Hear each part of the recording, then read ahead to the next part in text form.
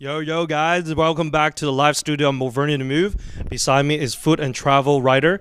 Amazing experience all the time around the world. Your name is Palmer. Nice to have you on the stage. Thank you for having me. Hey, you know what? Before we're going to talk about the travel and the food writer, which I know the Toronto path, we have a lot of demographics, a lot of people who can't wait to hear you. What's the next travel spot? We're going to check out what's hot in Toronto as well. Exactly. Now, Parm, tell me, do you like UFC? Do you watch the UFC kind of sports? Just a few, not that much. Yeah, it's I'm all a tennis good. fan. Oh yeah, that's cool. Yeah. But you know, GSP, Georges St is a popular person, Oh, I know. I've read a lot about him. and I was invited to cover the Gentelmen Expo, which was at Metro Convention Center a few weeks ago. One of the best, telling people how to dress well, how to have a good time, a lifestyle Gentelmen Expo. So GSP was a special guest, and check out what he has to address to the audience, because right after the fight, the controversial fight he has, he never really addressed to the crowd and see the public. So this was a very important appearance by GSP. Check it out. Sounds wonderful.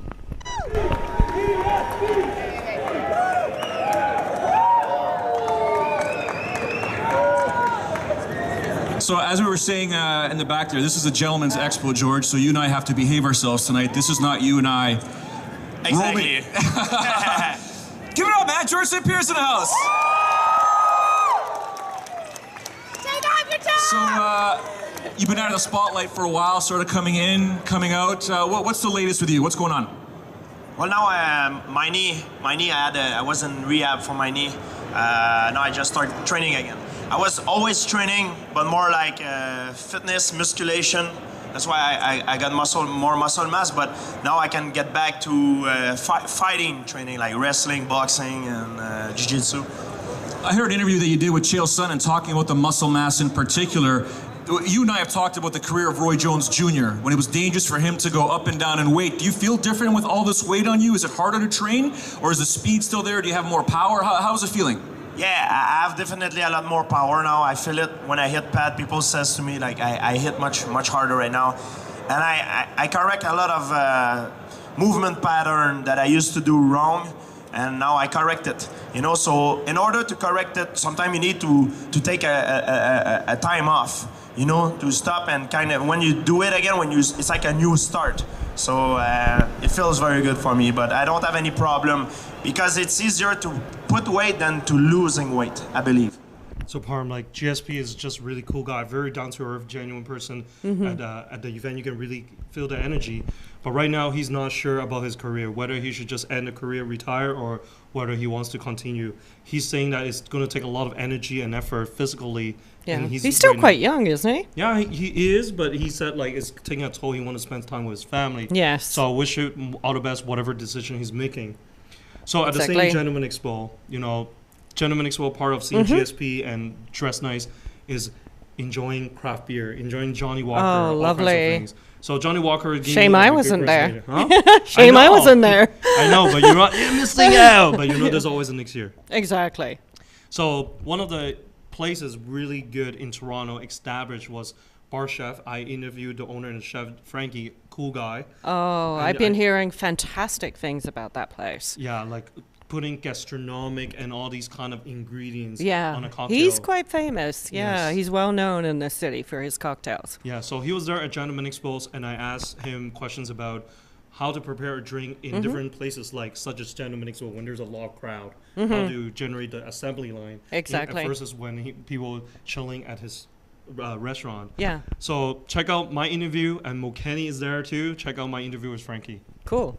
Why your drink, Manhattan? We heard a lot, signature drink, smoky hickory, and what makes you the concept of putting gastronomic, the visual, along with the tasting of the cocktails? Well, the idea is, I take a very culinary approach to the cocktail program at the bar, and I really want to incorporate all the senses. So, in creating a multi-sensory approach to the drinks, right? So, by incorporating dishes, essentially, with my drinks, it allows me to achieve textures that you wouldn't necessarily associate with cocktails, right? So that's when I started really delving into the world of molecular gastronomy, if you will, the idea of manipulating textures and our preconceived notion and perception of flavor. So that's the idea. Now, I know like your drinks vary a lot of hands-on, a lot of different ingredients. Now here in Gentleman Expo, serving people like in a more faster pace, what was that concept of that drink that present BarChef, but also speed up the process and giving it drinks? Yeah, good question, man. It's the idea of incorporating complexity through simple syrups. You know, it needs to be a little bit more of an approachable style cocktail in this particular circumstance, just because, you know, you don't want to go too crazy with the booze. You want people to be able to kind of sip on it and just slowly get introduced into complexity from, you know, for example, these guys here, we're incorporating basil, a little bit of fresh mint, ginger beer. So, you know, we still want to make sure that it's a representation of what I do artistically, but it's got to be a little tiny bit more approachable. So we you know, it's based, this guy here is Starny syrup and stuff like that. So we're just kind of incorporating complexity through the introduction of syrups and herbs. Now, I see that you have two. Yeah, so Parm, I got it was a great interview with Frankie. Got to try some of his cocktails there, but I'm looking forward to actually go the actual store to check out some of the signature cocktails that they have to offer. Yeah, well, we should go together. Yeah, man, sounds good. It's on my list. Especially you're a food traveler. I want to see how you kind of evaluate the store. Yeah, love the cocktails. Love the cocktails. So, Parm, do you like hockey? My family does. Yeah. Oh, I love the honest answer. But you know, like hockey is a huge thing in Canada. And, Oh, yes, yeah. And you know, Hockey Hall of Fame is one of the most prestige level of excellence that people are being recognized on the stage. So this year, 4 of them was inducted: Rob Blake, Mike Modano, Dominik Hasek, and Peter Forsberg. Actually, it was a very international group too, because one is Canadian, one is United States American. The other one was Czech Republic as well as Sweden. Wow. Okay. So I was on the ice with my crew, and it was 13 of us, 20,000 people looking us on the ice, and our crew was there to capture the inductee of these players one by one on the ice. Quite an experience for myself, because I told my crew, make sure you don't fall flat off the ice, because Yeah, there's that's 20,000 right. people looking at you. But it was a very right. memorable experience when one of the inductees, Peter Forsberg, former Colorado Avalanche, was inducted. Let's check out the scene. Wonderful.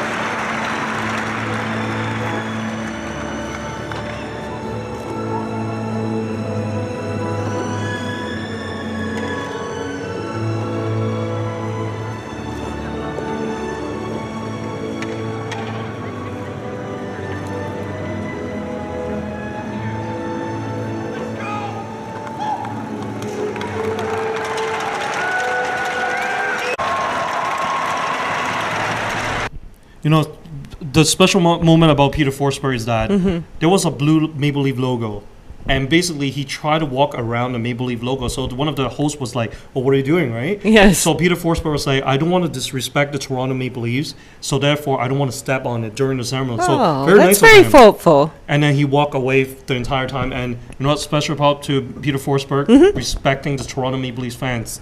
You know, stay and keep it locked, because next segment we're going to talk about different travel spots, which, you know, I need to plan ahead where I'm going to be on the Exactly, next year. exactly. So keep it locked, MoVernie.